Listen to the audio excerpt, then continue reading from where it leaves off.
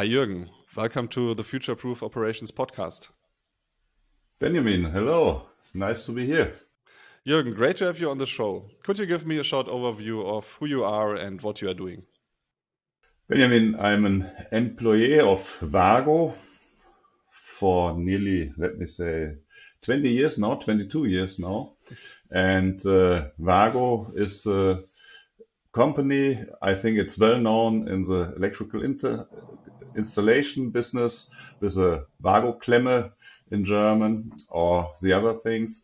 And we have a lot of products for electrical interconnection as well as, and that's our issue today, as automation products and IoT products. You are taking care of the theme of factory automation in general.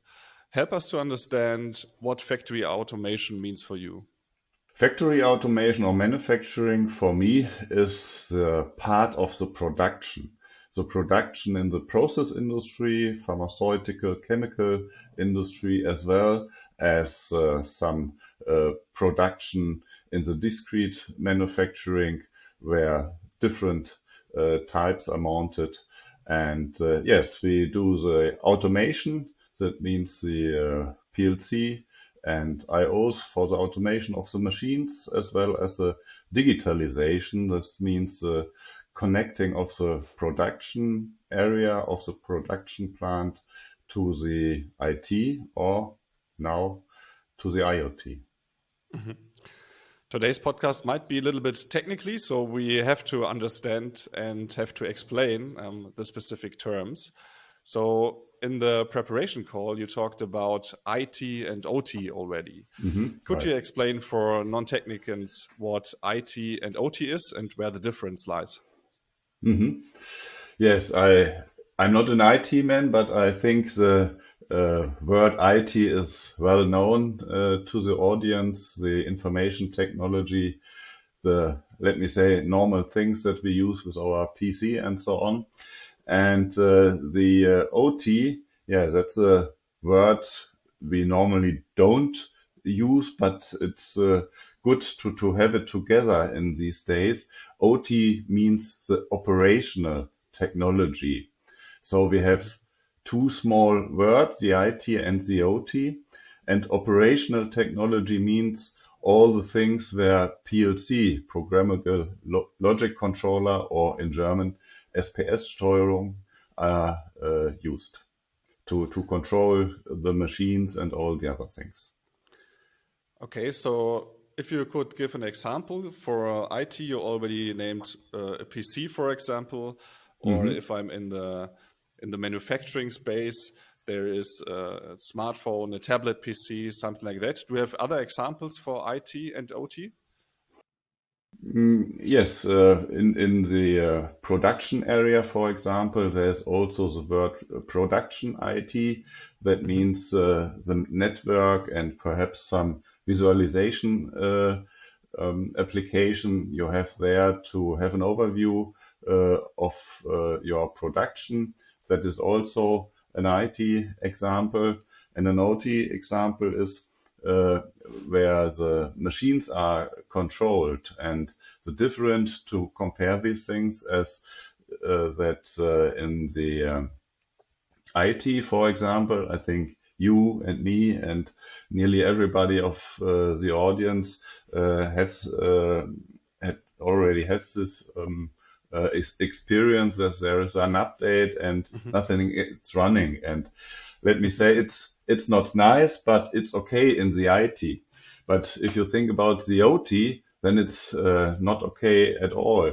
There is no possibility for an update during an operation, because if you do that and you have an high-speed motor or whatever, then a lot of damage will be caused. So these are really big differences between OT and IT. If you have a look on the update experience, for example. Okay, so is OT even more fundamental for the manufacturings, like the backbone of the factory? I think the OT is the area where the value is created. because the OT is responsible for the production to create from an input an output. That means, to create or to build up a product. And so it is, yes, as you said, it is the base of what the company or the production plant wants to produce. Yes. Okay. Another explanation which we have to provide before we go into the main topic of this episode is again manufacturing and the difference between process and discrete manufacturing. You already talked about that in your introduction. So what is the difference between process manufacturing and discrete manufacturing? Yeah, in the process area or the process manufacturing applications, there are big bulk stuff or materials, and recipes are controlling what to do. For example, to create some medical things or to create some chemical things. Very often there are some liquids and all these things. And in the discrete manufacturing area, you have dedicated pieces. For example, just a simple example is a screw or some metal things, and robots put things from one place to another. And that's a different. Some bulks like fluids on one hand side, and on the other hand side you have some discrete things like a screw. To have some easy examples, I hope. Okay, perfect, Jürgen. We have some basic explanations as a foundation for this episode, so we can now dive a little bit deeper. Today, we want to talk about the challenges of digitalization. You have a lot of experience in the manufacturing space. You are focusing on a lot of technologies which are needed for a manufacturing space for the factory. And I would like to ask you, which core challenges of digitalization do you see in your daily business life?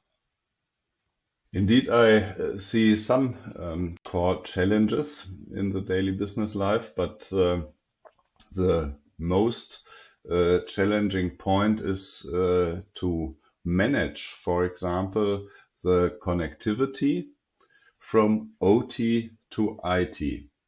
And that means to get the data from the OT devices and to transform the data in the IT world. And that's in an easy way. And that's not only from one machine to another machine. That's also if some people from the audience are, for example, responsible for the production of a big company, and the plants are settled in different towns, for example, in Germany or worldwide, then the connectivity or the OT-IT gateways for the connectivity have also to be managed worldwide. And for example, this is one of the challenges. So this is the first pillar. You brought 3 challenges with you today, and we talked about it in the prep call already. That's why I know them already. You named that device management as well. So the problem lies in the device management. And I was very surprised in our preparation call because I was thinking that we have device management software, something which is taking care for the connectivity between IT and OT already for years, probably even decades. But you said no, it's still a challenge. And I would like to understand why is that? Are we too slow to adopt new software to do that, or where's the core problem? Perhaps it's not a core problem, but a core challenge, because there isn't any device managing tool yet, or the device management standard yet, because of the example I spoke about 5 minutes ago.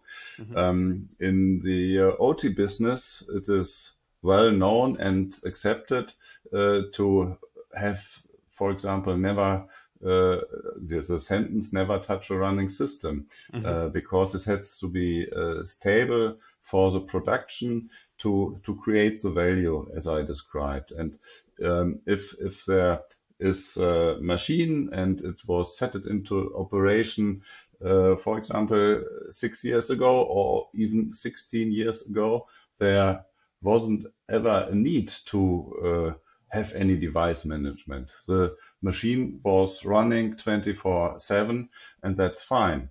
The production was good of the machine, and so there wasn't any need to do a device management. But with the upcoming of the connectivity to the IT and all the security things we're gonna speak about later, and also about the new features we all want to create. If we all speak about digitalization, then we want to have the ability to update the devices, and that's why we want to have a device management, and we don't want to go to each OT/IT gateway with our laptop or notebooks and one special cable to update some features. No, we want to have worldwide device management, and indeed, that's a challenge. I was writing down two things. You talked about standardization, not the digitalization, but the standardization. Is this a problem that we have no standard at all and we are not able to focus and to agree on one standard? No, I think that's not the biggest problem, because it's okay to have different standards, for example, but what has to work is that the digitalization has to fit to each company. Our experience is that each company has different needs for digitalization. So that's why I said it's not necessary to have one big standard, and but it has to be easy, and that's a key. Okay, I just want to understand why we haven't solved that earlier. You said as well, we have been probably too busy with the operations in the last years, so the machine have to be running all the time, and then we didn't see the need that we have to do something. So is the need now that high that we see it in front of our eyes, or what is the core reason why we didn't solve it earlier? There wasn't really a technology for worldwide device management for the OT devices. Okay. IT devices, as I know, had always been able to have to be used for remote device management and so on, but not the OT devices. And now OT and IT come together. The gap between OT and IT becomes smaller, and now it is possible to use IT technology on OT devices.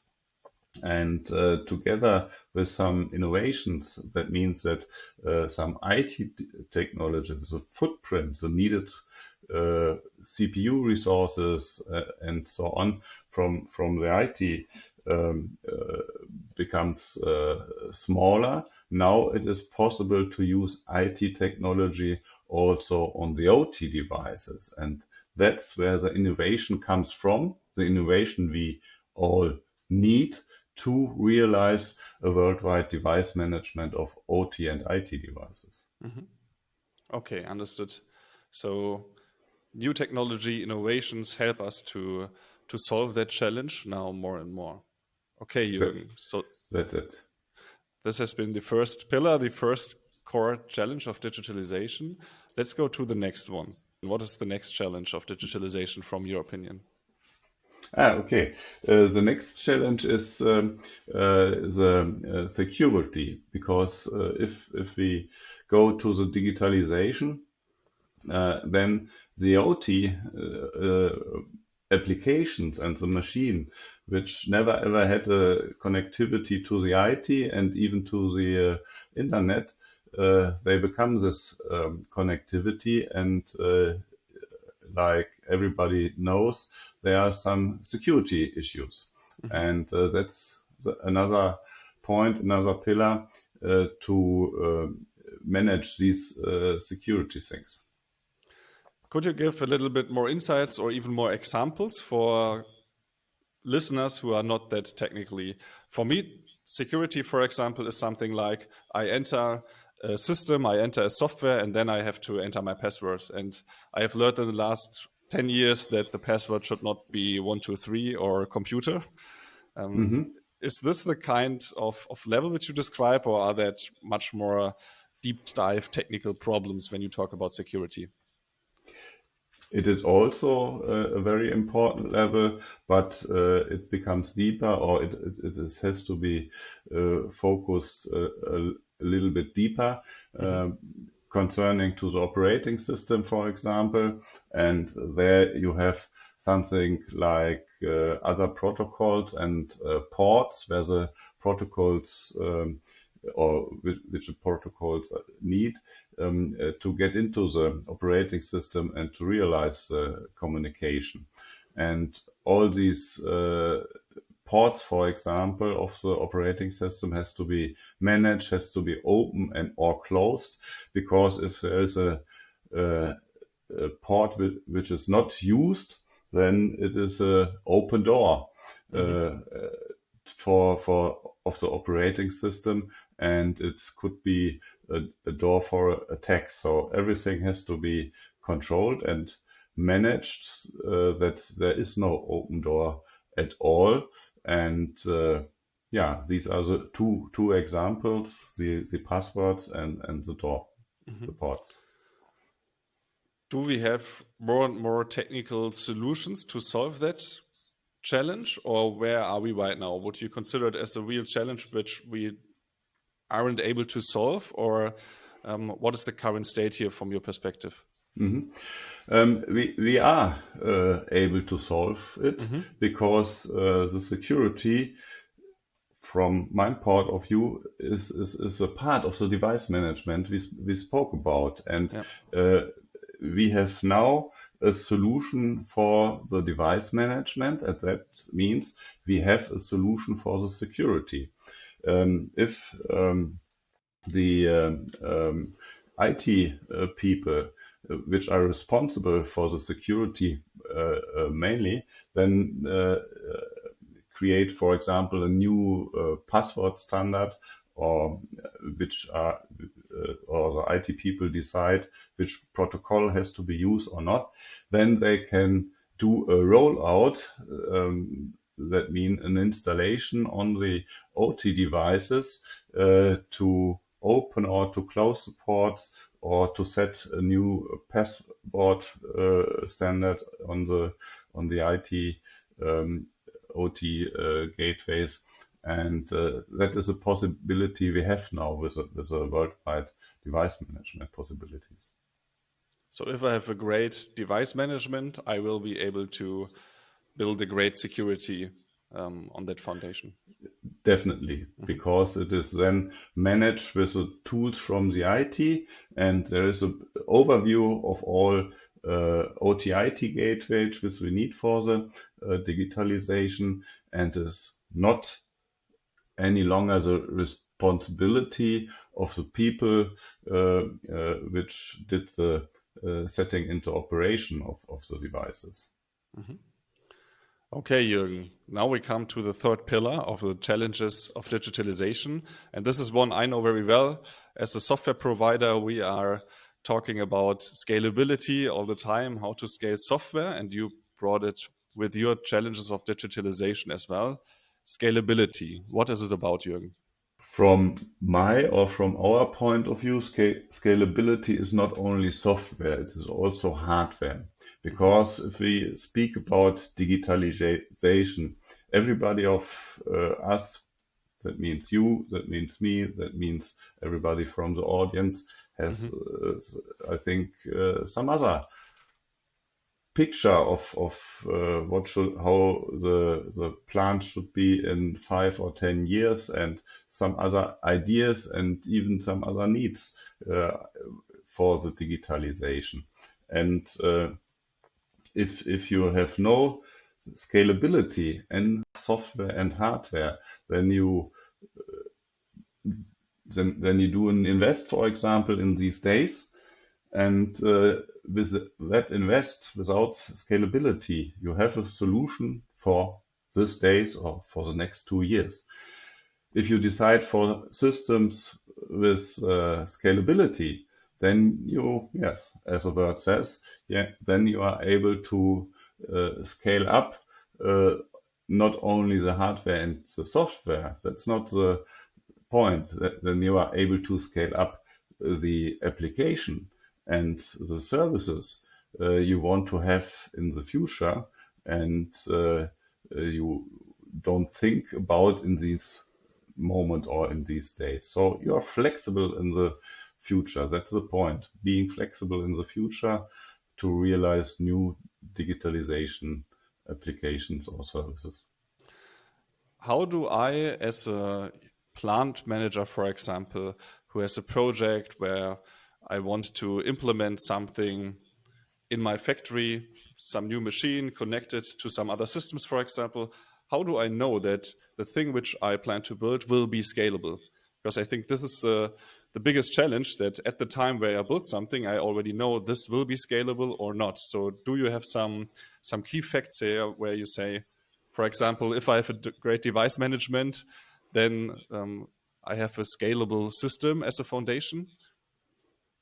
Something like that, yes. Mm. I think the point is, if we have a look on the OTIT gateways, for example, then it should be an open or flexible operating system, like a Hmm. Linux, for example. Yeah. And because, yeah, we spoke about the security issues and the application issues. And if you have a flexible operating system, then the decision, I think it's a good one. And on the other hand side, if you, uh, for example, buy in these days an sensor which is able to do some or three parameters, then it's not a good decision, because in the future, for example, you need another 4 or 5 sensors or values or parameters or whatever, and then it is not possible to extend it. So there are a lot of um, flexible hardware solution in the market, and hopefully I'm allowed to say that WAGO has some of these flexible hardware Hmm. solutions. And if you start with a small application, even if you start with 2 or 3 sensors or parameters, then start with these small application, and you will be sure that you are able to extend it in the future. Hmm. Jürgen, we talked about your challenges of digitalization, and we talked about device management, scalability, and security. Thanks for that insight. I have some other questions with me in your direction. We are going to be a little bit more hands-on. Mhm. In the recent years, has there been a special project where you learned the most? And of course, I would like, what have been your learnings? Probably something good, something which you didn't uh, didn't do again. Do you have an example? Mhm. What we learned is to start small. Hmm. Yes, having a big picture for the future, but uh, um, we have learned not to try to reach this big picture directly.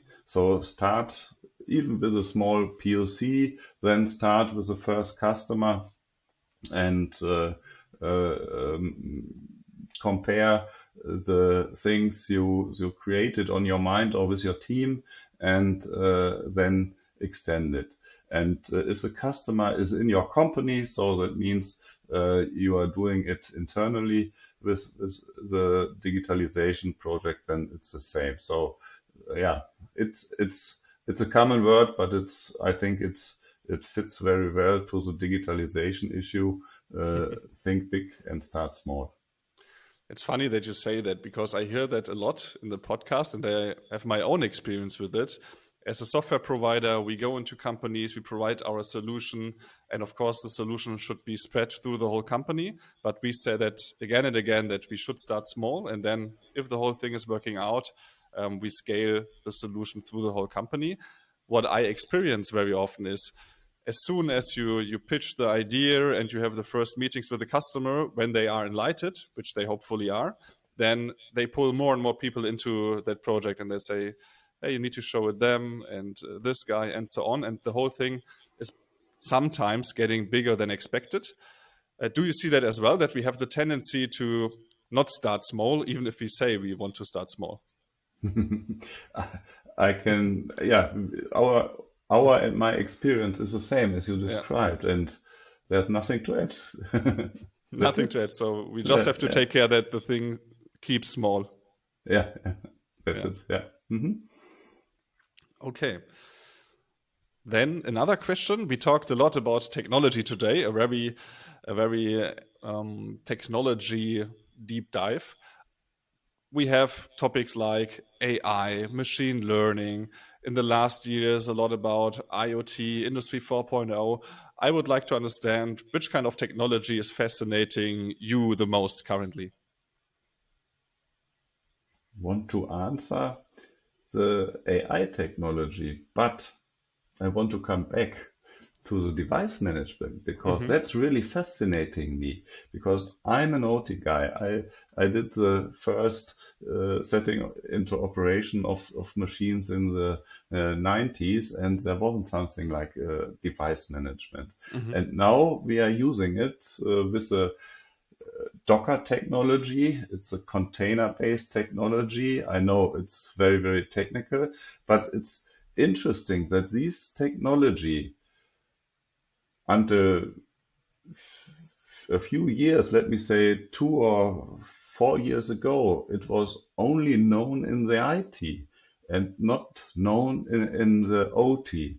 And that is fascinating me that now this IT technology is able to be used on the OT devices, and we have the possibility to realize device management of hundreds or thousands of devices, and that's really fascinating me. And I think, yeah, we defined or you defined it as one of the pillars and one of the big challenges for the digitalization. And yeah, you see, it's fascinating me because now we are able to do things and to make the digitalization from the manufacturing point of view more economically than ever before. Hmm. Thanks for that, Jürgen. We are now coming to the closing question of this episode. I would like to know how a factory will look like 10 years from now, from your perspective. How do you envision the factory 10 years from now? I think the factory would look like the factories today, Hmm. perhaps with less people, but we need all the people and more human power at all in the background, and the technology will also be more in the background. The AI technology, for example, helps us for the maintenance issues, and also the digitalization helps us to get the KPIs from the machines, to have the transparency. So that means um, a, a lot of the technology we spoke about today, and you have already spoken about in the other podcasts of yours. All these things will be more and more in the background. We use it all automatically and have more transparency and efficiency in the factories. And I think that is the way, and that will be the picture of the factories and the production areas in the future. Jürgen, that has been great closing words. Thanks for that podcast. Thanks for your insights today. I learned a lot, and I hope a lot of our listeners learned a lot as well. We talked about IT, OT, and the challenges of digitalization. Jürgen, thanks a lot for being on the show. Benjamin, thank you very, very much. Thanks a lot. Bye. Bye.